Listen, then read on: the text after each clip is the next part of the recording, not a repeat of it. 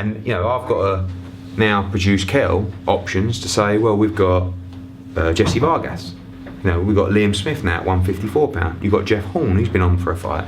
Jarrett Hearn, mandatory for. Yeah. So they say that all these people. One thing you've got to understand about boxing is people say a lot of things.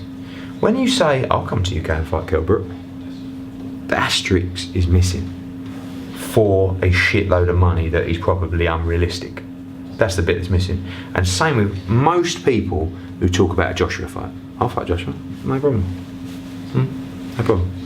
Okay, here's the offer. That's a disgusting offer. You know what I mean? So, you want to fight for 4 heavyweight world championship belts? When AJ boxed Charles Martin, he got peanuts because he could become world heavyweight champion. He believed he was going to win the fight. Look at him now.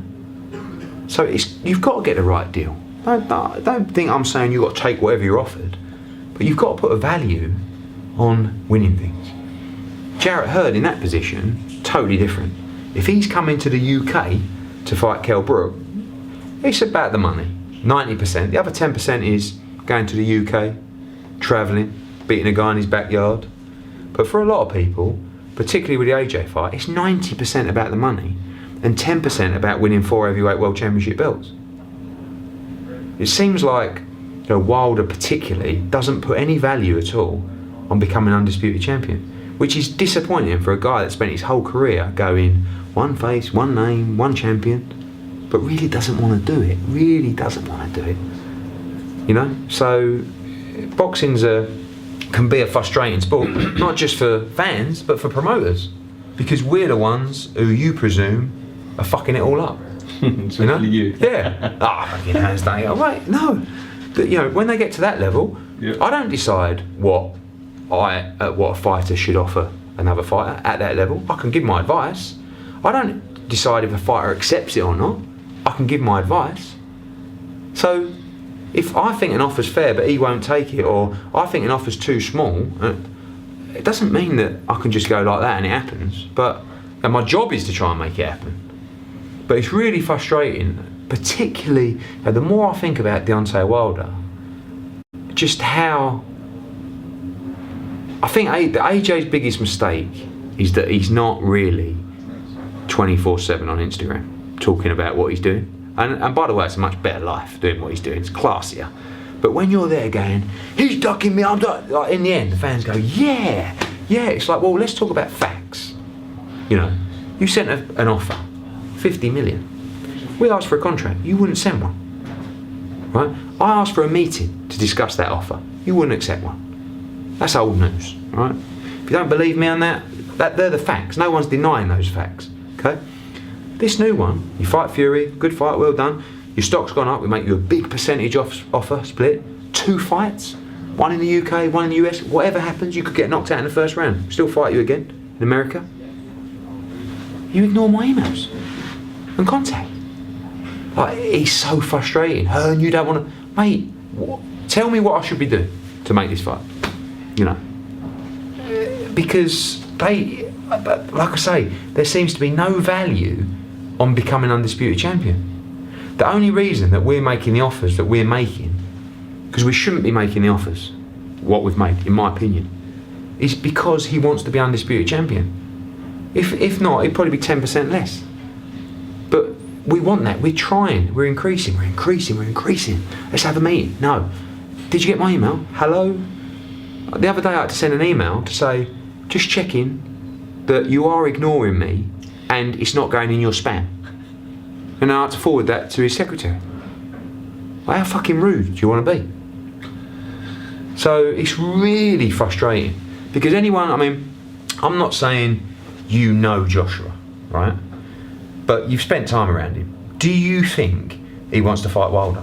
Like deep down. Do you think he's sitting at home going, oh blimey, I really don't want this Wilder fight? Same with Fury. So he's got an ego, like everybody else. He's a fighter. He wants to fucking knock all these people out. But it's not a case of just, I'm pushing. Give him that. What about we make this offer? Fucking hell, mate. And what am I getting? Like this. Okay. Give him that. Make him another offer. It's not just you go and go, give him another 10%. Give him 60-40. It doesn't work like that. You've got to understand that he's built to get to a level He's put that work in. Us as a team to get to that level. So again, we're making offers that I don't think we should be. I'm not comfortable with how good the offers are, a lot of them. And some are going to be improved, some are staying where they are. But why are these fighters making this kind of money? Why? Because of Anthony Joshua. You know what I mean? Why is Wilder Fury why was that the size that it was? Because of Anthony Joshua. You think, oh, shut up, Hearn. Because of Anthony Joshua. The whole fight was built off Joshua's running scared. Oh, that's the guy Joshua's running scared from, right? Why are the fighters making so much money to fight Anthony Joshua? Because of Anthony Joshua. Anthony Joshua is not boxing in a 5,000 arena for 4 or 5 million, and then when he fights you, it becomes 30. He's getting that anyway. So he's built that. He's making that money. We don't want to just have defences. We want to have mega fights. So we're offering you that kind of money to try and entice you to take the fight. Again, I'm not comfortable with it, but it's what we've got to do to try and get them. But when they won't even reply, what do the fans say then? So when a fan says, Hearn, you're talking box, you don't want to fight. I'm like, well, how comes I keep increasing my offer and they don't even reply to me? And what I'm going to do in about a week's time, I'm going to let everyone know the offers. Actual. Yeah, and you can make your own mind up. Fans, you can make your own mind up. Ed, what's been the difference in the summer when you were trying to negotiate this Deontay Wilder fight? Deontay Wilder was very vocal about the fight, as you mentioned on Instagram, Twitter. The Fury fight was announced, he calmed down. During that period, Joshua didn't say much. I think he did one interview, but didn't say nothing. Yeah. But more recently, Joshua's a lot more open about having this Wilder fight. But isn't it quite obvious that Deontay Wilder has clearly said on many interviews already that the person I'm fighting next is But that fight's not done. And if you've always wanted the undisputed fight, if you can make more money for the Joshua fight than you can for the Fury fight, and it's for the undisputed title, why wouldn't you do it? Fight Joshua, then fight Wilder for the undisputed. You know, Joshua is always quiet. Do you know what I mean? He spoke in that build-up, but he knew that basically after a certain amount of time we were fighting Povetkin.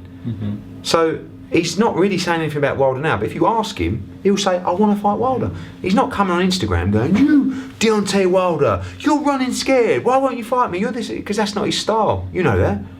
But I know what's happening behind the scenes, and you've clearly got one guy trying to make a fight and another guy not even willing to discuss it.